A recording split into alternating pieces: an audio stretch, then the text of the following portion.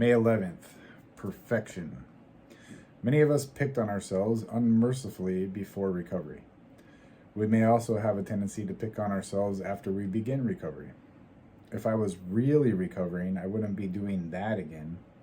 I should be further along than I am. These are statements that we indulge in when we're feeling shame.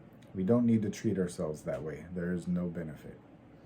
Remember, shame blocks us, but self-love and acceptance enable us to grow and change. If we truly have done something we feel guilty about, we can correct it with an amend and an attitude of self-acceptance and love. Even if we slip back to our old codependent ways of thinking, feeling, and behaving, we do not need to be ashamed. We all regress from time to time. That's how we learn and grow. Relapse or recycling is an important and necessary part of recovery.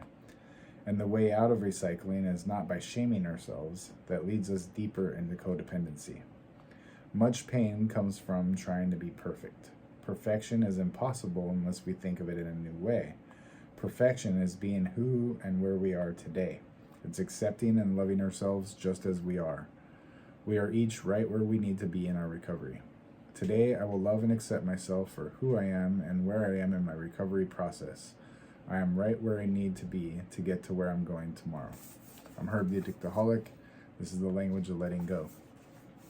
And in one of the classes I'm taking right now, it's family therapy. The professor often says that, relapse is not part of recovery, it's part of the disease. It's on the same spectrum of the dichotomy, one side recovery, one side being fully in the disease. Relapse is part of the disease. It does not have to be part of recovery. But if a relapse happens, what the book is saying is that we don't have to beat ourselves up so bad about it. We can accept that that's what happened, that we can learn from it, and we can move on.